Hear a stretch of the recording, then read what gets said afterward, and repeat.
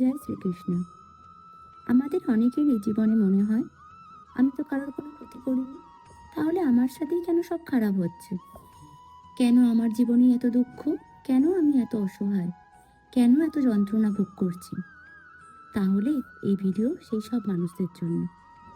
আজ সেই পরম সত্তা পথপ্রদর্শকের বাণী বলছি, যিনি কেবল অর্জুনকে নয়, পুরো মানব সমাজকে জীবনের রাস্তা দেখিয়েছেন, যিনি নিজেই সকল প্রশ্নের উত্তর। আজও সকল সমস্যার সমাধান তার বাণীতেই পাই। একটা কথা জানবে, আমাদের জীবনে যা হয় ভালোর জন্য হয়। সুখ দুঃখ যা আসছে সব তারই ইচ্ছা, আমরা তো শুধু নিমিত্ত মাত্র। এই বিষয়ে চলো একটা গল্প বলি। একদিন এক রাজা এক মন্ত্রী বনে শিকার করতে গেলেন। মন্ত্রী জানতো সেই বনে এক ভয়ঙ্কর দস্যু থাকে, কিন্তু বিষয়টি সে সম্পূর্ণ গোপন করলো। হঠাৎ সন্ধে নামলো, রাস্তায় একটি গর্ত পড়ল। রাজা ও মন্ত্রী দুজনেই হাঁটতে হাঁটতে গর্তে পড়ে গেলেন। রাজা তখন ঈশ্বরকে দোষ দিতে আরম্ভ করলেন এবং মন্ত্রীকে চিৎকার করতে আরম্ভ করলেন। মন্ত্রী তখন বললেন, রাজামশাই একটু চুপ থাকুন না। হঠাৎ বাইরে থেকে অনেক আওয়াজ শোনা গেল।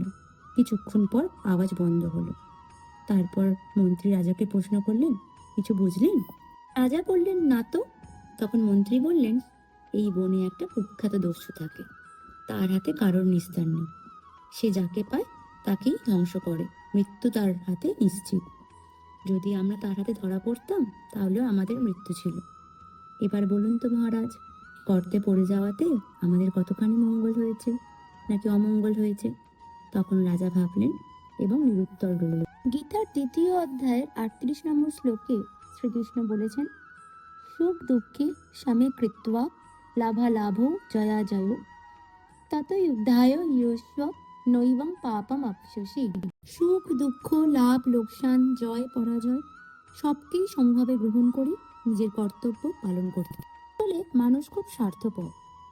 আমরা শুধু দুঃখের সময় ঈশ্বরকে স্মরণ করি, সুখের সময় করি না।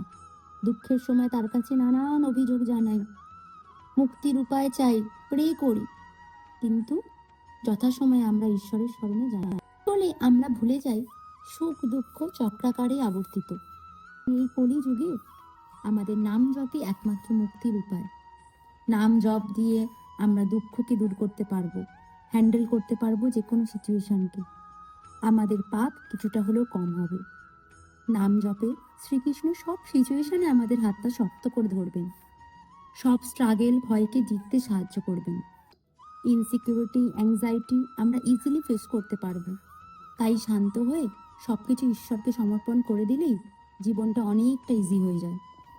সুতরাং আজ গীতার মূল একটি উপদেশ আমরা শিখলাম, জীবনে যা হচ্ছে তা অ্যাকসেপ্ট করো, জানবে সবই তার ইচ্ছায়, আর রেজাল্ট যা হবে ভালোর জন্যই হবে। এই জীবনের হার্ড সিচুয়েশনে ঈশ্বরকে দোষ না দিয়ে, নিজের ভাগ্যকে দোষ না দিয়ে সৎ কর্ম করে যাও, নাম জপের সাথে জীবন চালিয়ে নিও। সব পরিস্থিতি মঙ্গলের দিকেই এগোয়, এই বিশ্বাসে সমত্ব বজায় রাখাই গীতার শিক্ষা। কথা নামে শ্রীকৃষ্ণ হন প্রসন্ন। তাই চলো না সবাই মিলে বলি, রাধে রাধে।